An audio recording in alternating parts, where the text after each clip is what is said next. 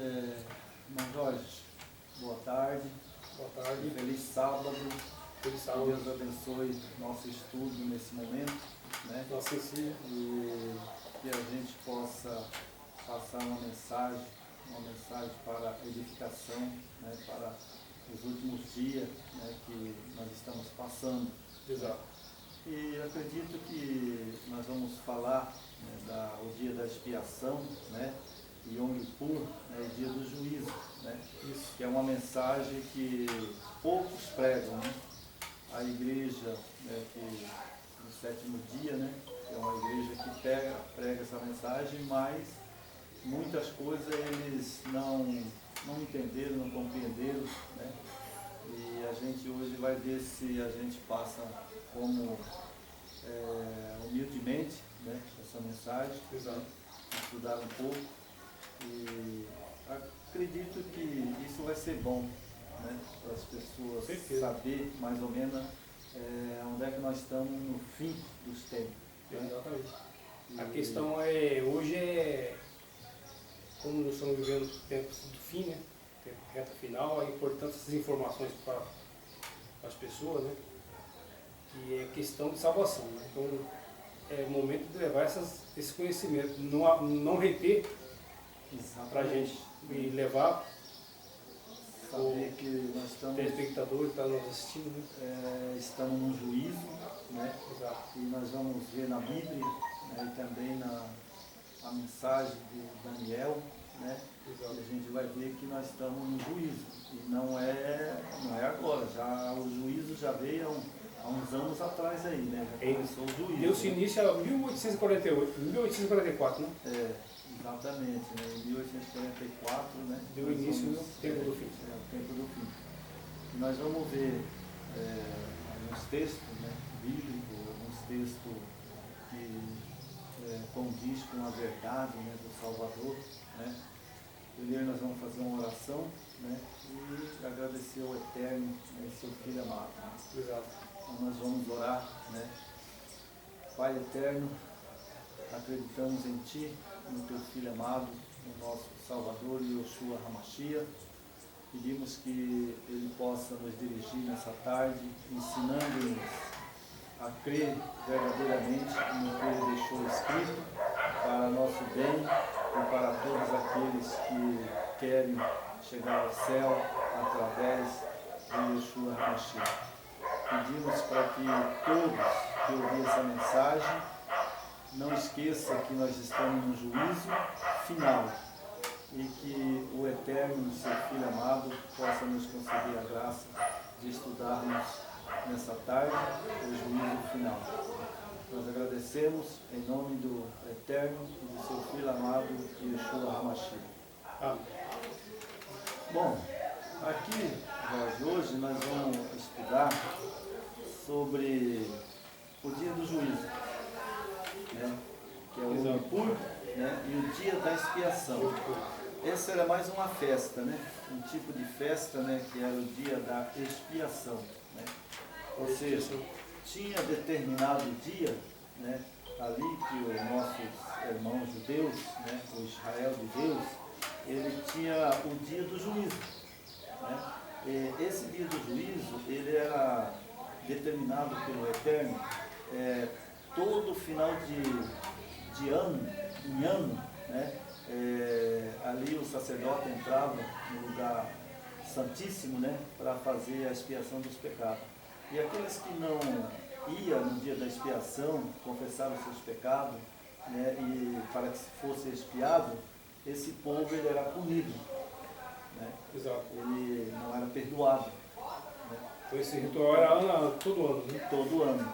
E é por isso que é bom e importante nós estudar essa parte, né? Nós vamos ver nas escrituras, e por causa que nós estamos num juízo hoje, né? Exato. Nós estamos num juízo, porque nós sabemos que o nosso Salvador, quando ele morreu, né?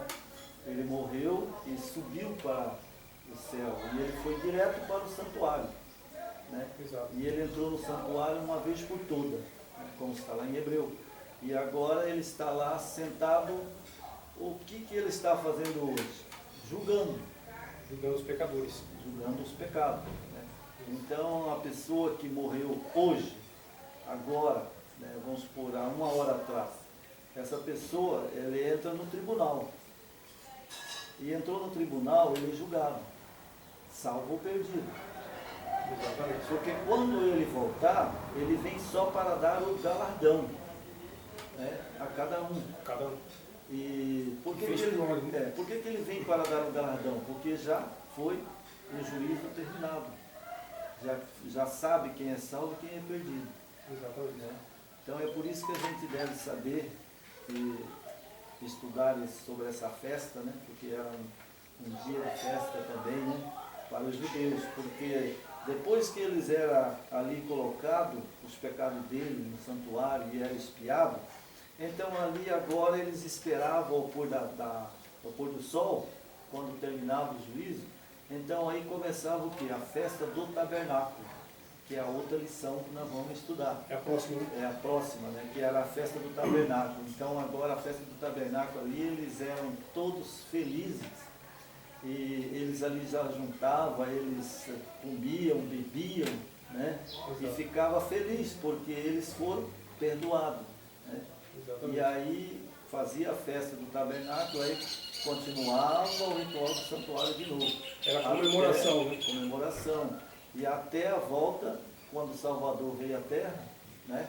Então aí o juízo dos judeus, né? Ali essa festa da expiação acabou.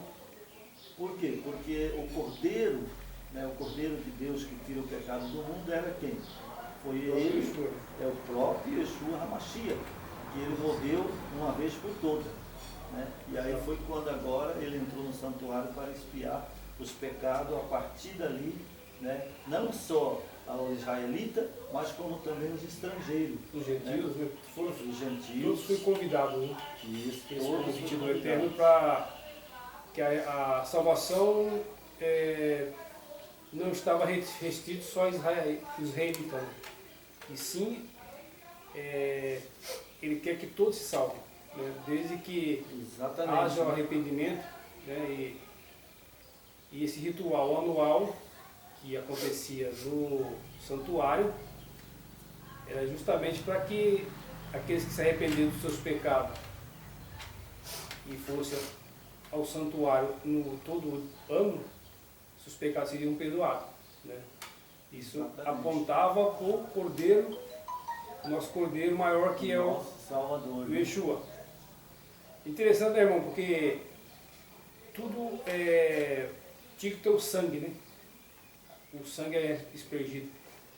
E o mais interessante é que hoje o Yeshua ele está no santuário, né? Julgando os pecadores, mas para ele entrar no santuário teve o custo do sangue dele. Olha como é interessante, né? Tudo. Exatamente, né? Então é uma mensagem que ela é uma mensagem muito explicativa, né? Exato. Eu tenho um livro, irmão, sabe, que é um livro que é o Ritual do Santuário, né? Então esse livro é uma apostila que eu fiz, né? Para que a gente pudesse ter mais noção, né? Porque a gente não guarda tudo na cabeça. Né? É muita informação, né? Muita informação para você guardar, né? Exatamente. Mas nós temos aqui, sabe, sobre como é que era feito, né, lá no santuário, né? Exato. Eu vou ler algumas páginas aqui, né, como é que era feito lá no santuário. Né? Exatamente.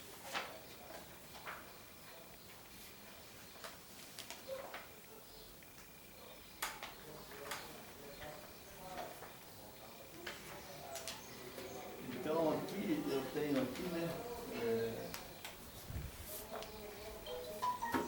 como é que era o ritual do santuário, né? Eu quero mostrar para os nossos ouvintes, né, que era aqui, né? Eu coloquei vários textos bíblicos, né, então fala aqui do bode emissário, né? e a gente vai ver como é que era o ritual do santuário. É os dois bodes, né? Eram 2 bodes, né? Então aqui nós temos aqui, né? Está escrito lá nas escrituras, né? Também a mesma coisa, né? Tem os textos bíblicos aqui, Exato. né? No Levítico, né? O bode emissário parece a preeminência no dia da expiação. Depois da obra de reconciliação está completa, depois de Arão ter acabado de expiar o santuário e a tenda da congregação, o altar então fora chegar o bode vivo, e Arão para ambas as suas mãos, ele poria as suas mãos sobre o bode, né? Exato. Sobre a cabeça do bode, né? Do bode vivo, e sobre ele confessará toda a iniquidade dos filhos de Israel, toda a sua transgressão, segundo todos os seus pecados, e os porá sobre a cabeça do bode, e enviá-lo ao deserto pela mão de um homem, designado para isso. Assim, aquele bode levará sobre si toda a iniquidade dele, e até na terra solitária enviará o bode ao deserto. Levítico 16, 20 e 22. Está lá no Levítico 16, 20 e 22. Então, ali aquele ritual era interessante. Tinha 2 bodes. 2 bodes. 2 bodes. Um era simbolizado pelo cordeiro, né? Que simbolizava o Filho do Eterno, né? Yeshua HaMashiach. E o outro bode, que era interessante, é que eu fiquei até mesmo maravilhado com estudar o santuário, porque o outro bode ele representava Satanás. Satanás. Ele que levava todos os pecados da humanidade, né? Naquela época, né? Isso. Quando os pecados eram transferidos para o santuário, e agora ali, Arão, ele entrava no santuário e depois agora ele saía do lugar santíssimo, vinha para o pátio, né, ali, que era o lugar santo, né, e agora ali ele colocava as mãos sobre esse bode, que simbolizava Satanás, e agora ele lançava todos os pecados do santuário sobre o bode. Através da imposição das mãos, né? Através da imposição das mãos, né. E aí nós temos aqui, eu vou ler mais um pouco, né. Estaremos lembrando que o sangue de bode que era pelo Senhor purificava os santos, o santíssimo e o altar das imundícias dos filhos de Israel, das suas transgressões, segundo todos os seus pecados. Levítico 16, 16 e 19.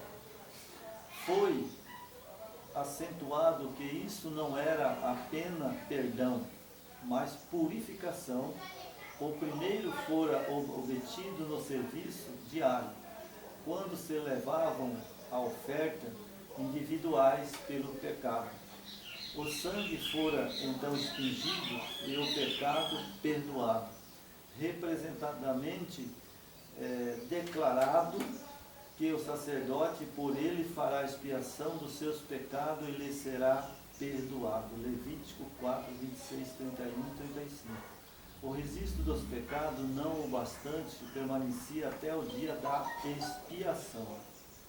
Quando era, enfim, apagado, isto exatamente que acontece no grande dia do juízo, do qual o dia da expiação é um símbolo. Então se abre o livro apagando-se os pecados dos justos. Atos 3, 19. Apocalipse 20, 12. Daniel 7,10. Daquele cujo pecado não foram apagados, o nome, o selo hão. Êxodo 32, versículo 33. Apocalipse 3, versículo 5. Salmo 69, versículo 28. Isto aponta a eterna perdição. Olha só, irmão. Interessante. O bode que representava o Senhor, ele era morto e derramava o sangue. Exatamente. Né? Mas o outro bode, que era o bode que simbolizava Satanás, esse bode que simbolizava Satanás, ele não derramava sangue. Ele era levado para o deserto. Ele ia vivo, O deserto. do deserto. É né? o bode de Azazel, né? Isso, o bode Azazel. Então, Esse Azazel, meu irmão, tem dois, tem algum significado. Azazel significa precipício, né? Ou um espírito, demônio, demônio, do deserto. né? Demônio do deserto. Ou deserto. É. Né? Simbolizava demônio do deserto. Demônio Então, do deserto. olha só que interessante. Quando eu confessava meus pecados, então esses pecados eram lançados sobre o santuário. Dia a dia. Dia a dia. Isso tinha um ritual diário, né? Diário. E aí uma vez por ano, Uma vez por ano agora, eles entravam no santuário, né? E ali os pecados eram perdoados e apagados. Exato. Mas os pecados confessados. para a época de Moisés, era Arão que era o sumo Arão sacerdote. era o sumo sacerdote. Ele entrava no lugar santíssimo. Isso. Mas os pecados, eles eram perdoados se confessassem. Sim, Né? sim. Então, se não fosse confessado os pecados, ele não seria perdoado. Né? Isso não pode reter o pecado, né? É. Então, eu achei muito interessante que, puxando para o dia de hoje, né, não tem o santuário terrestre. Ele terminou, Terminou. né? Acabou. Esse ritual teve Esse fim, né? ritual, ele teve fim aqui na terra. É. Mas ele continua no céu, irmão. Sim. Ele continua no céu. A partir de quando o Cordeiro de Deus ele foi morto, aí ele subiu para expiar os pecados uma vez por todas. Só que ele, no céu, ele ficou ali até 1844. Foi quando ele entrou no santuário, no lugar santíssimo, Santíssimo. para expiar os pecados.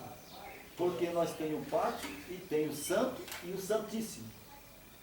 Então ele entrou no pátio, quando ele morreu na cruz do Carvalho, ele passou pelo pátio, porque era obrigatório, que ele era o cordeiro, né? O cordeiro morria no pátio. Exato. Né? Então era degolado, o sangue era apanhado e depois era expingido no véu. Isso. Né? Então ele fez esse trabalho, o mesmo que Arão fez. Ele entrou no pátio, né? Como cordeiro, morreu na cruz do Calvário, né? Exatamente. Ali como cordeiro, aí ele ressuscitou, aí agora ele subiu como sumo sacerdote, como de Melquisedeque, né? Porque ele é o sacerdote de Melquisedeque, né? Exato. Porque Arão não podia perdoar pecado. Somente o Filho do Altíssimo, Yeshua HaMashiach, porque ele derramou o sangue. Então agora ele entra no lugar ali no pátio, morre, ele vai, ressuscita e entra no lugar santo, não no Santíssimo. Ainda não, né? Ainda não no Santíssimo. Sabe? Não no Santíssimo. Agora ali ele vai fazer o quê? Ele vai fazer o mesmo ritual do bode vivo.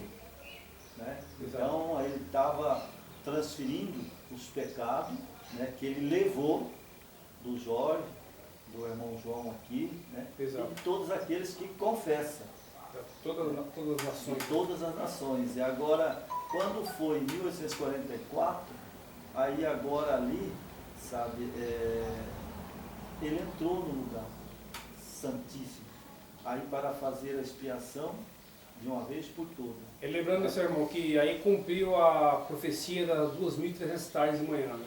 Isso, Que aí cumpriu a profecia das 2 tardes de manhã. foi quando houve o engano que ele voltaria, e na verdade ele entrou no Santíssimo. Ele entrou no Santíssimo. Né?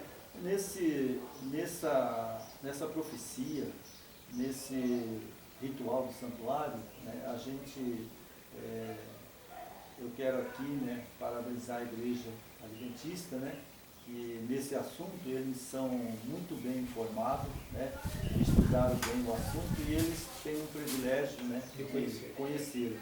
Mas conhecer, irmão Jorge, não só conhecê-lo não resolve o problema. O problema é conhecer e obedecê-lo. Exato. Você entendeu? Porque eu falo essas coisas, porque não adianta eu conhecer o santuário, o ritual, e conhecer o caminho, mas não obedecer. né? Exato. Então a gente sabe que hoje nós estamos no juízo. E isso cabe a cada um de nós, tipo, com essas informações que nós temos, né? Todos esses manuais e tal. Mas se a gente não pedir para o Eterno para a gente colocar em prática no nosso dia a dia, não vai adiantar de nada. Né? É a mesma questão da missão da igreja. Exatamente. Ela tinha todas as verdades, né? Tem as verdades na mão, mas aí ela tem que ser bem conduzida, né? Para não cair em apostasia. Né? E eles deixaram, né? Eles deixaram a Deixaram mensagem. cair. Eu sinto muito, meu Jorge, né? Mas eles deixaram a mensagem, cara, porque são muitos pecados abertos, né? Exato. Dentro das igrejas. Eu não falo a igreja, eu falo as igrejas, né? Eu não estou aqui criticando a igreja, criticando membro, mas eu estou aqui falando de uma mensagem que ela deve ser executada, né? E principalmente, né? Ela é uma mensagem que a gente deve temer, né? Exatamente. Porque chegou a hora do juízo, né? E Apocalipse é bem claro, né? Apocalipse fala bem claro, né? Então nós vamos ver um texto aqui, né, em Daniel 8,14. Daniel 8,14. Daniel 8,14. Vamos lá.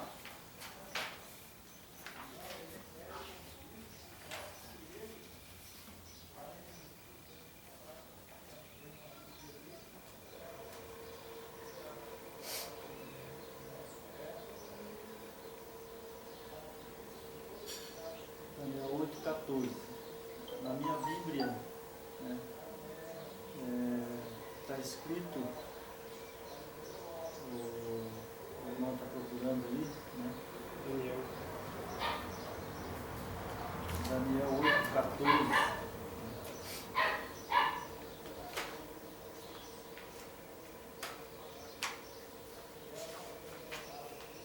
Vamos lá. Daniel 8,14. E ele me disse, até 2.300 tarde e manhã o santuário será purificado. E aconteceu que, havendo eu, Daniel, visto a visão, busquei entendê-la. Eis que me apresentou diante uma semelhante homem. Eu ouvi uma voz de homem nas margens do rio Iade, a qual gritou e disse, Gabriel, dá a entender a esta visão. E veio perto de onde eu estava, vindo, e fiquei assombrado. Caí sobre o meu rosto, mas ele me disse, entende, filho do homem, porque esta visão realizará no fim dos tempos. E estando ele falando comigo, caiu como o meu rosto em terra, e adormeci. E ele, pois, me tocou e me fez estar em pé. E disse, eis que te farei saber que há de acontecer no último tempo da ira, porque ela se exercerá no determinado tempo do fim. Então veja bem, essa visão de Daniel, né, ele viu, né, o Filho do Homem, né, e ele disse, né, até 2.300 tarde de manhã o santuário será purificado. Agora nós temos uma linha de pensamento. Se ele entrou no santuário quando ele morreu no pátio, né? Daí ele foi para o lugar santo, ficou no lugar santo, depois ele foi para o lugar santíssimo, né? Que era assim que os sacerdotes faziam o ritual, né? Então veja bem que ele, ao ele entrar em 1844, né? Foi exatamente que começou o tempo do fim, né?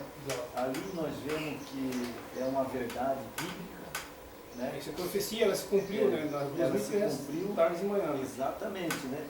Então, sabe, nós temos também um texto bíblico lá em Esdras, né? Está em Esdras, ali, né? Que é no capítulo 7 de Esdras, né? Capítulo 5? Capítulo 7 de Esdras. 7. Versículo?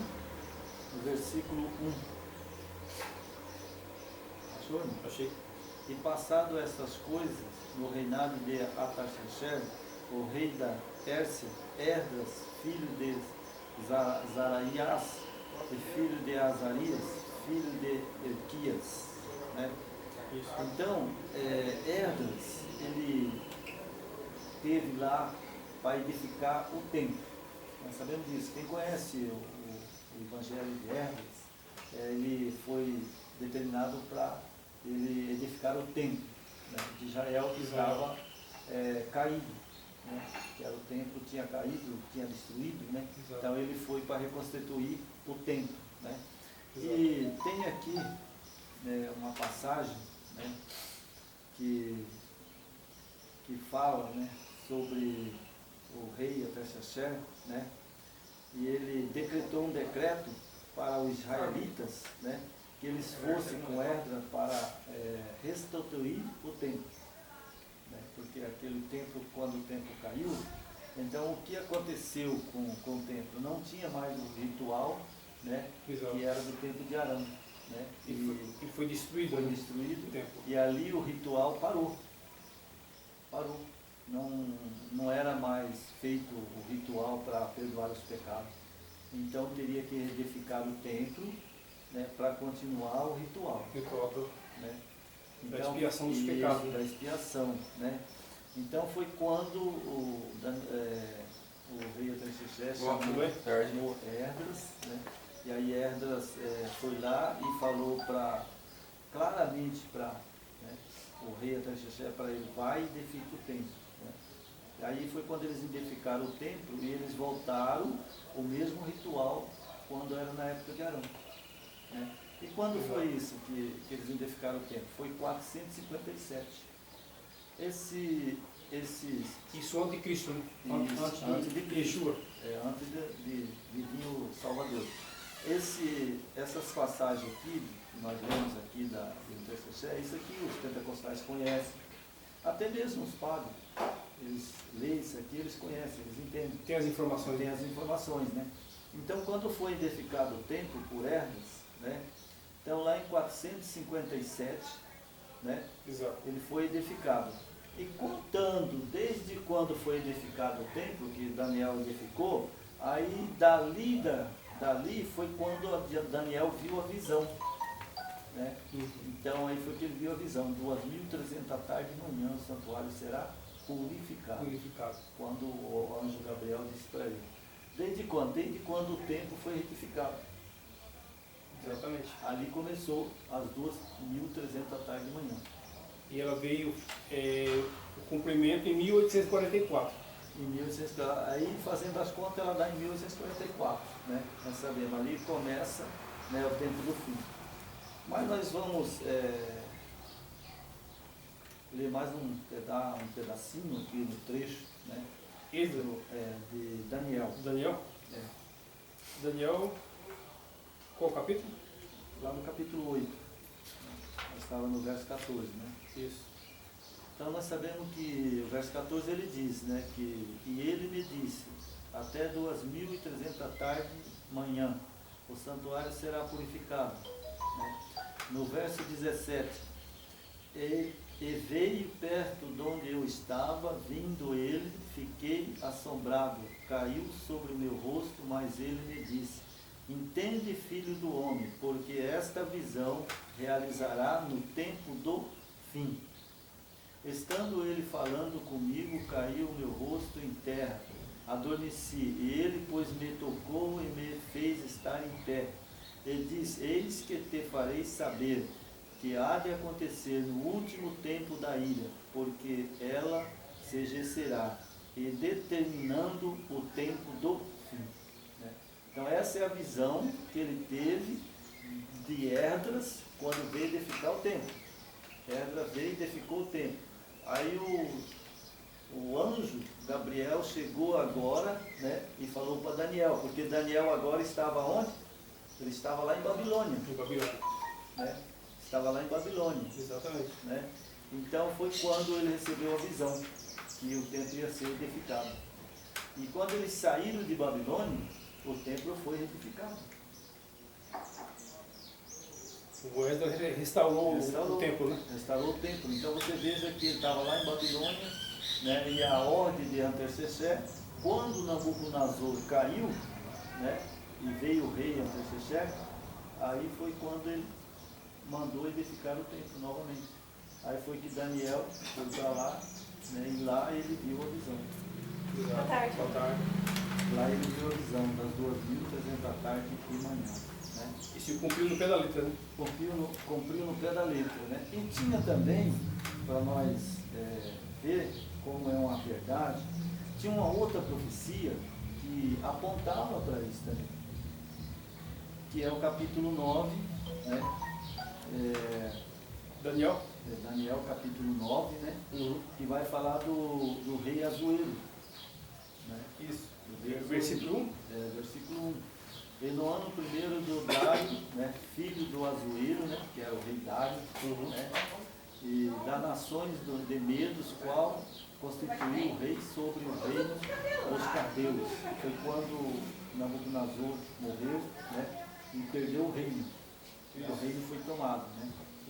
E ao tomar do reino, né, no ano primeiro do seu reinado, eu, Daniel, entendi pelo livro que números dos anos que falou o Senhor, o profeta Jeremias, que viria acabar as desolações de Jerusalém. Era de 70 anos. Então veja bem, olha só, o templo foi edificado, né? E Daniel teve uma outra profecia que era dos 70 anos, o cativeiro. O cativeiro em Babilônia. Cativeiro em Babilônia. Então eles iam ficar 70 anos no cativeiro em Babilônia e eles ficaram 70 anos no cativeiro. Se cumpriu, né? Se cumpriu também no pé da letra. Eles ficaram 70 anos no cativeiro. Depois do cativeiro, aí Daniel voltou para Jerusalém. Né?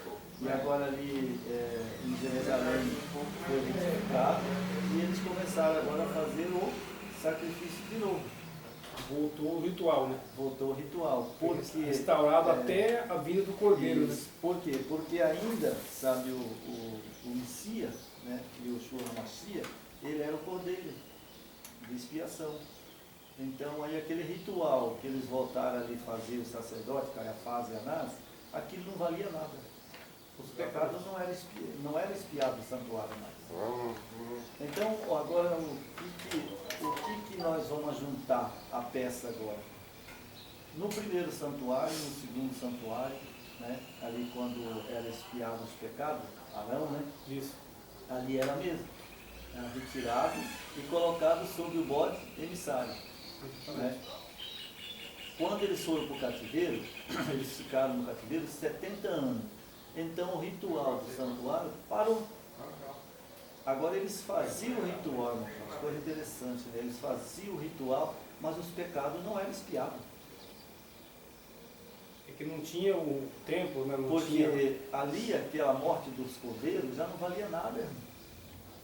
Não valia nada. Tanto faz matar o cordeiro. No tempo de Moisés era o tabernáculo. Era o tabernáculo. Depois foi construído o templo. Foi construído o templo. Né? E no tabernáculo, aquele lá era, o sangue era expingido e os pecados eram expiados. Mas já depois que Daniel, no cativeiro de Babilônia, e quando ele voltou para Jerusalém, ali os pecados não eram mais expiados. Então eu quero dizer que as pessoas têm que entender uma coisa. As pessoas falam assim, irmão, mas o santuário tinha em Jerusalém, e lá, sabe, ali os pecados eram expiados, não era.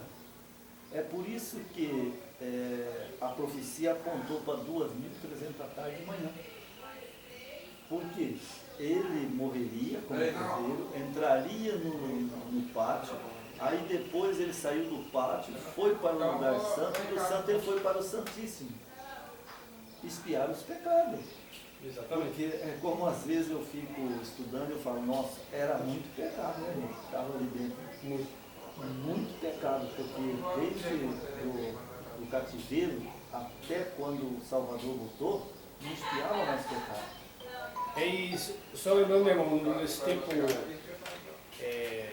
tempo da expiação que isso acontecia anualmente, bom deixar bem também claro, né, que isso era era um ritual coletivo, né? As nações é tudo seguir para Jerusalém, né? Para Confessar os pecados. confessar os pecados e para que se fosse perdoado os seus pecados durante o ano. Exatamente. Então ali Ai, tem que ter morango uma- e kiwi. a sessão Eles levavam, era coletivo, né? era coletivo, eles levavam a oferta, né? Um boi, uma pomba, um carneiro, um cabrito, né? E aí entregavam o sacerdote, só que ele fazia o ritual, mas não era perdoado, porque o santuário estava imundo, né? Exatamente. Como Caiafás, Anás, né? Abutres que eles eram, né? Eles entravam. Ali, engraçado, irmão, que quando na época de Moisés e Arão, ao entrar no santuário, sabe, se o sacerdote tivesse pecado, ele morria na hora. E é bom também lembrar, né, que você falou que era muito pecado, realmente era muito pecado. Pecado. E o que acontecia com os pecados? Esses pecados afetavam Também a vai lá, terra. Tati? A terra também era purificada a partir do momento que os pecados eram perdoados. A terra também era purificada. Exatamente. Né? Você vê como o pecado é tão grave, né? Não afetava só a pessoa em si, mas sim a terra. Exatamente. Né? Então, a partir desse momento que era perdoado os pecados, né, que tinha o ritual dos 2 bodes, a terra era purificada também. E ela retomava o curso dela. Ele queria, né? O sangue, né, do cordeiro, né? Isso é importante. Então, E nós temos aqui, ó, eu vou ler mais um texto de Levítico, né? Que está em Levítico, né, no capítulo 16, capítulo 16, o verso 20 e 22. Né? Então aqui fala assim, Levítico 16, 21. O bode levava os pecados à terra solitária. Esta cerimônia tirava os pecados do acampamento de Israel, sendo o derradeiro ato do sumo sacerdote, antes de se lavar, retomar as vestes do costume. Então, olha só. Então, ali no ritual no santuário, né, ali tinha um bode que era do Senhor, que fazia o sacrifício e expungia o sangue. Isso. E aquele outro bode que era levado para a terra solitária, né, que simboliza Satanás, né, e nós vamos ver na Bíblia, irmão.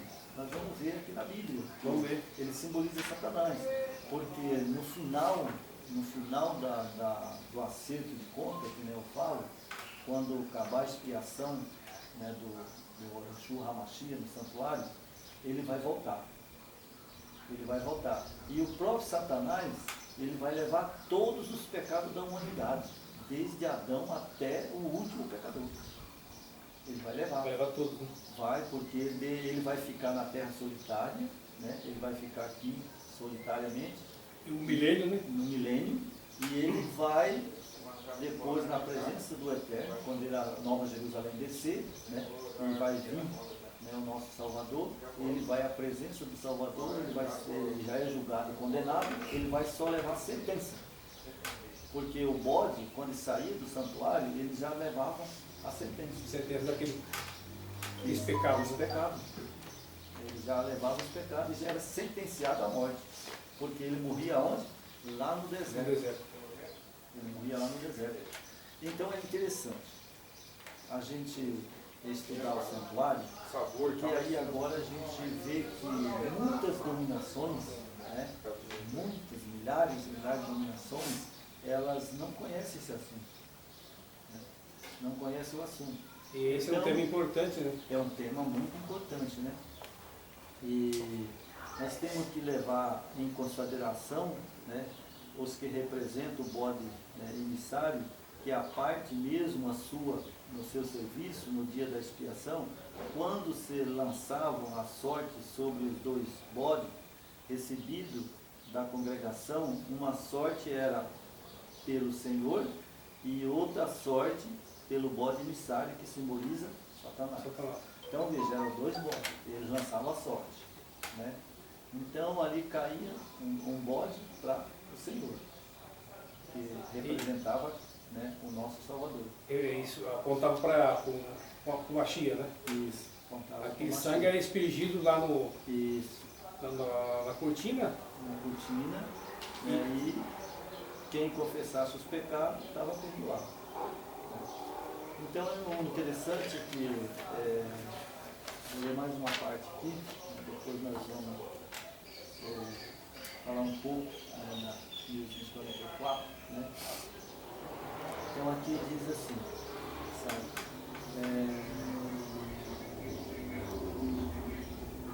Para o bode emissário, o Azazel tem sido objeto de alguns creem seres os dois animais simbólicos. Cristo representando simbolicamente dois aspectos da mesma obra. Outros acreditam que o mesmo representam duas forças opostas, que se um é pelo Senhor e o outro por Azazel, o último deve significar o Satanás. Alguns eruditos, provavelmente a maioria, sustentam que Júlia, eu falei pra Camila que ia ficar em cima da mesa aí. Você vai levar lá? pessoal. Agora? O que foi, irmão? Você foi lá com outra moto? Era dois bodes, né? Aí. Um simbolizava a Cristo e o outro a Satanás. Satanás, né? Seria, né, Azazel, Azazel. um ser pessoal. Então esse ritual, o Criador nos dava a oportunidade, né, no decorrer do ano, e isso acontecia também diariamente, né, que era onde era imolado um cordeiro, né? As pessoas iam diariamente, sacrificavam o cordeiro e despejiam o sangue na cortina, né? E fazia o ritual completo ali para aquele perdão do pecado imediato ali, né? E durante o ano acontecia quando o sumo sacerdote entrava no lugar santíssimo e ali era feita a expiação dos pecados, né? Que é o ano. Então era a oportunidade que o Criador sempre deu de resgatar o seu povo, né? De mostrar que eles tinham oportunidade Vamos esperar o vida Ju aqui na eterna, frente. Que você tá né? dentro. Então era sempre aquela sabedoria que o Criador teve com a sua criatura. Né? E hoje não precisamos mais desse bode sacrificado, porque nós temos o nosso cordeiro, né? Que o Yeshua, é a Mashiach, ele veio e derramou o seu sangue precioso. Esse sangue que foi derramado, ele está presente no lugar santíssimo, porque é o sinal do perdão dos nossos pecados, né? Da humanidade. E esse ritual acontece, como foi falado, né?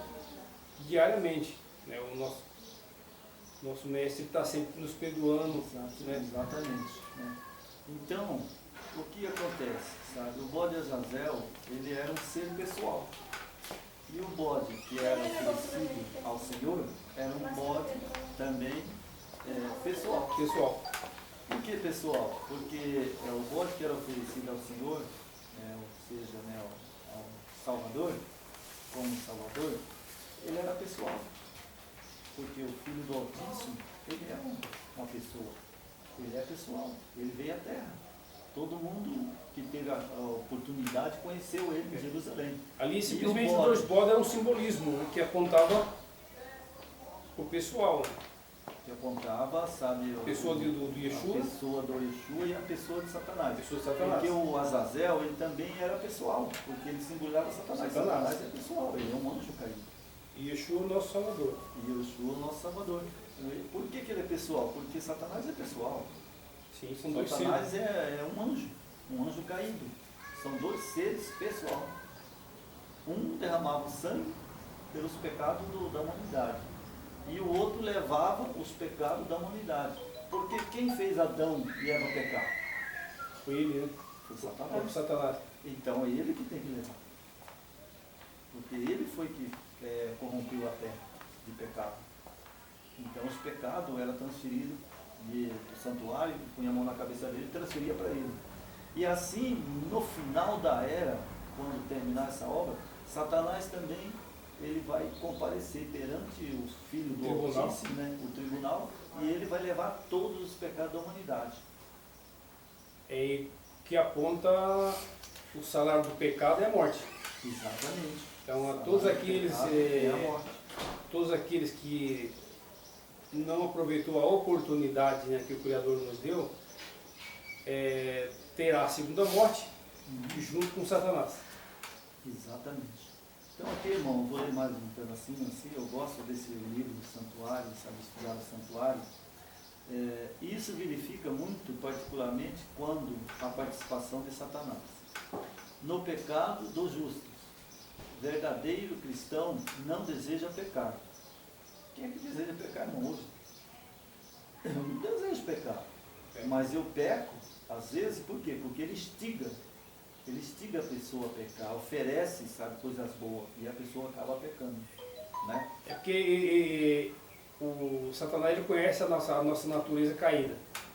Então nós somos uma presa fácil se não tiver revestido do Espírito do Eterno. Verdade. Né? Então nós somos uma presa muito fácil, através do que o mundo oferece, né? As oportunidades que tem. Então não é difícil o ser humano pecar, né? Exatamente, né? Então tem um trechinho aqui muito bom para que todos, né, que vai ouvir essa mensagem, o que Satanás faz, né? Então ele aborrece, mas Satanás tenta 1000 vezes, o homem resiste. 1000 vezes o inimigo volta à carga. Afinal, o homem cede, peca, arrepende-se e logo, porém, pede perdão. O pecado foi registrado no céu. Ao lado escreveu o perdão. Gente, vem na cadeira ali. O homem sente-se feliz. Está perdoado. Pegou uma O máscara aí? Senhor lhe foi misericordioso. Vem então o juízo. O pecado é apagado. Está limpo o registro do homem. Mas que será quando a parte de Satanás do pecado foi expiado? Não foi. O próprio Satanás deve expiá-lo com a sua vida. É interessante, irmão, sabe? Eu estudei esse assunto, né, e eu achei maravilhoso. Como funcionam as coisas? Satanás, ele me tenta, né, diariamente. Eu vou e confesso meus pecados, eu sou perdoado. Ele tenta novamente, né? Eu peco novamente, e vou e peço perdão. Os meus pecados é expiado. Então ele tenta 1000 vezes. Mas acontece que o bode emissário, quando ele ia para o deserto, ele saía vivo? Não. Ele morria no deserto. Então o que acontece então com o fim dos tempos agora no juízo, que começou em 1844? É o mesmo ritual. Eu posso pecar, eu entro no santuário de manhã, entro à noite no santuário, nas minhas orações, e meus pecados é perdoado. E transferido para Satanás. Né? E agora é o seguinte, quando chegar o dia do juízo final, aí Satanás vai comparecer diante do Eterno, né? Diante do Yeshua HaMashiach. E agora ali ele vai ser condenado, porque ele já foi julgado. Na cruz do Carvalho, a Bíblia nos descreve que ele foi julgado e condenado. Né? E agora, eu quero deixar aqui para os nossos ouvintes uma coisa interessante.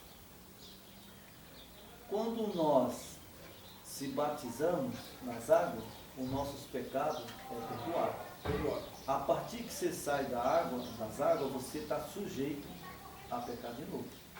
Certeza. Né? E a gente reconhece esse pecado, a gente não precisa mais descer as águas, como muitas igrejas estão fazendo aí, sabe? Não vou citar o nome da igreja, né? Mas essa igreja, ela faz o rebatismo, um tal de rebatismo, né? Só que a pessoa... Isso sabe, não existe. Isso não existe. Uma vez perdoado e confessado seus pecados... Isso é uma coisa que sempre eu tinha na minha cabeça, irmão. Foi até bom entrar nesse assunto. que eu tinha essa dúvida, né? Eu falei, mas onde é que está na Bíblia o rebatismo? Eu não encontrei.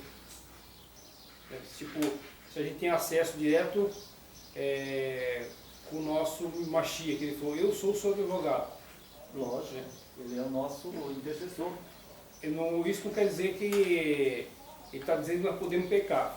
Mas se Não. você pecar, eu sou o seu intercessor. Absolutamente não. Ele fala, filhinho, vós sois os meus filhos.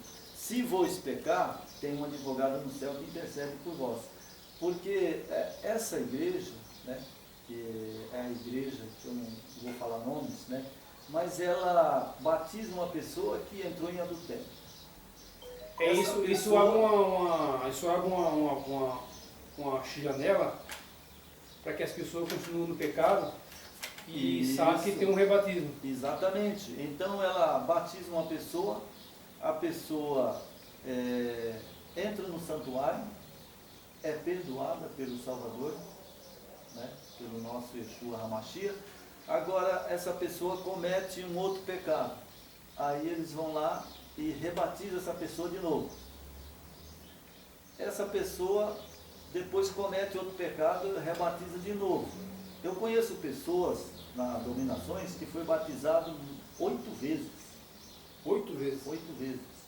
Então eu acredito que Satanás, ele é muito esperto, ele conhece o santuário e ele sabe o que está acontecendo, porque ele esteve lá. Né? Esteve lá, não é? Na época de Abraão, na época de Adão, né? E ele conhece muito bem o ritual do santuário. Então o que acontece? Essas pessoas diz que são rebatizadas. Bom, primeiro batismo, aí vem o segundo batismo,